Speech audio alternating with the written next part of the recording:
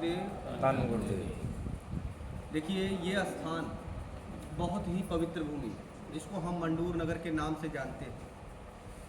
जैसे आप किसी भी गुरु दरबार में आप सब जाते हैं तो आपको सिर्फ और सिर्फ गुरु रविदास महाराज जी की प्रतिमूर्ति का दर्शन करने को मिलता है।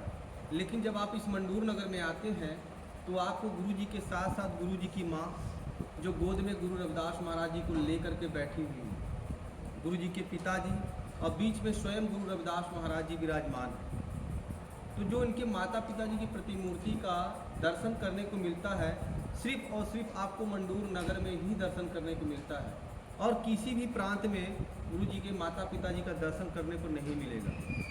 कारण इसलिए क्योंकि गुरु रविदास महाराज जी के माता पिताजी इस झोपड़ी में इसी जगह निवास किया करते थे, रहा करते थे।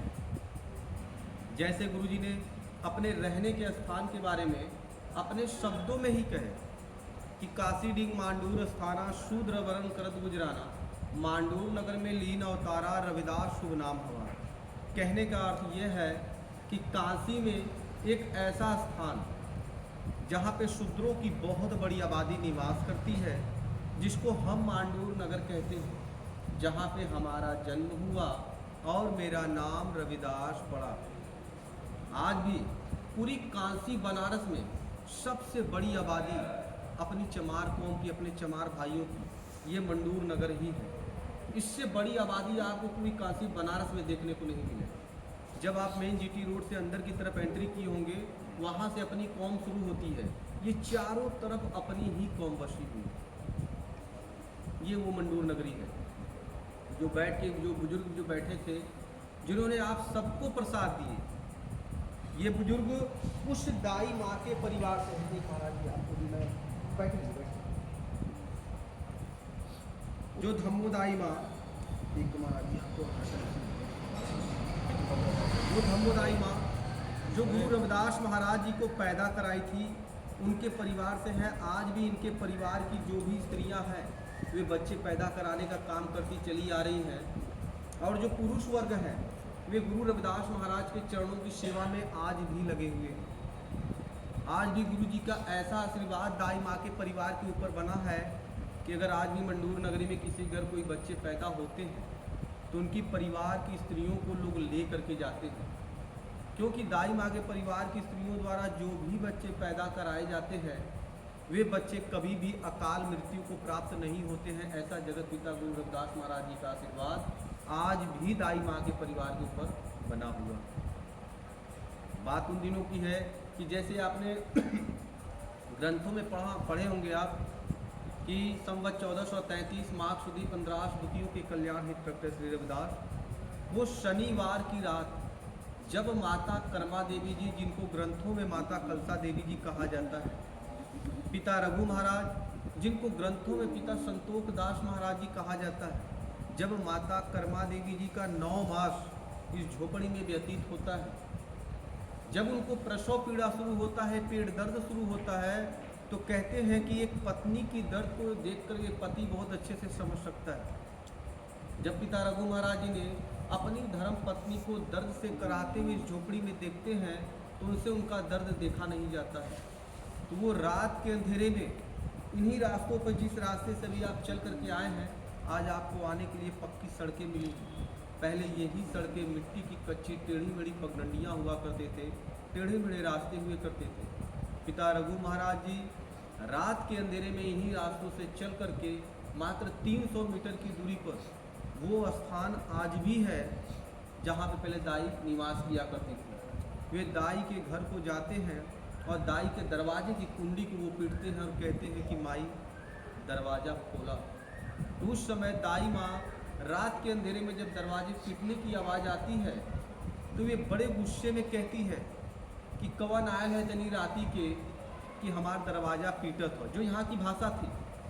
तो उस समय पिता रघु महाराज जी दाई माँ से कहते हैं कि हे माई, हम आपके पड़ोसी रघु, कृपया करके आप दरवाजे को खोल दीजिए। जब पड़ोसी की बात दाई माँ सुनती हैं तो किसी तरीके से उठते बैठते अपने दरवाजे की कुंडी को वो खोल देती हैं।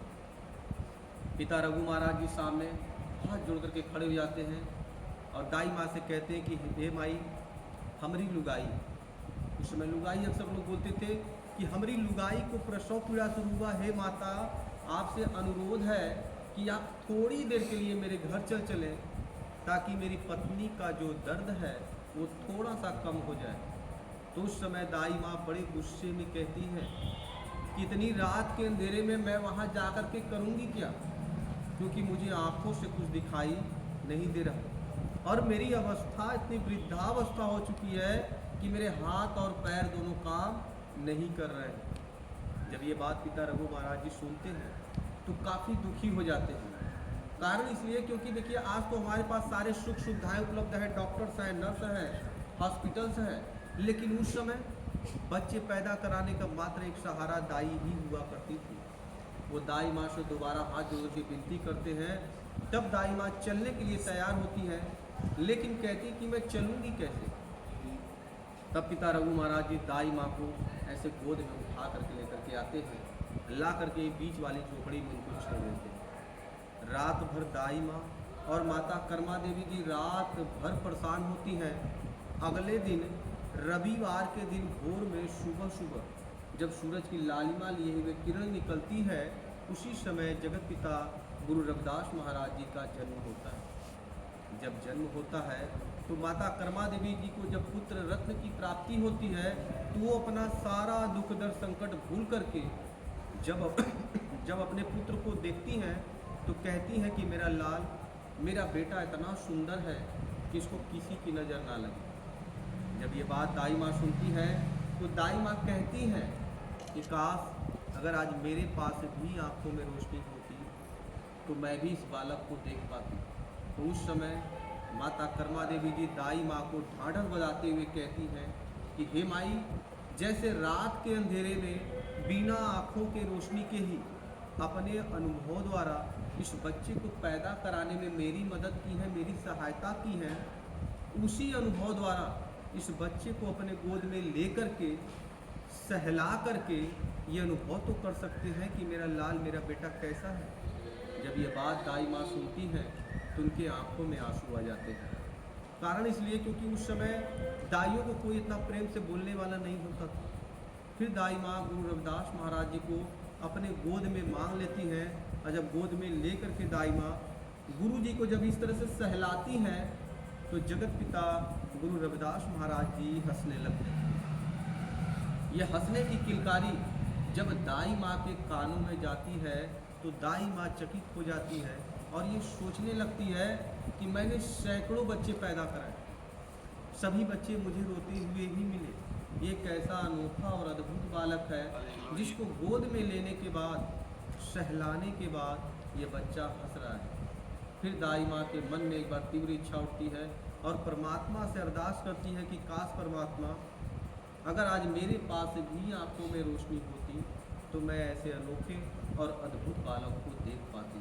बस दाई माँ का दिल से यही अरदास करना था कि जगत पिता गुरु रविदास महाराज जी के शरीर से इतनी तेज उत्पन्न हुआ कि दाई माँ के आँखों की रोशनी अपने आप वापस आ जाती है और उनके शरीर के जितने भी दुख दर्द संकट होते हैं सब के सब दूर हो जाते हैं। जब ऐसी लीला, ऐसी चमत्कार उन्होंने देखा तो भागे भागे आए, गुरु रविदास महाराज जी का दर्शन करके निहाल हो जाते हैं।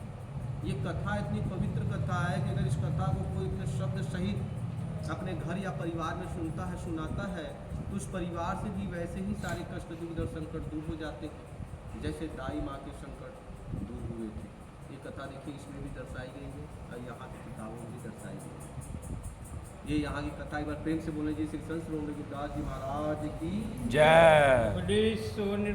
सतगुरु रविदास महाराज की जय।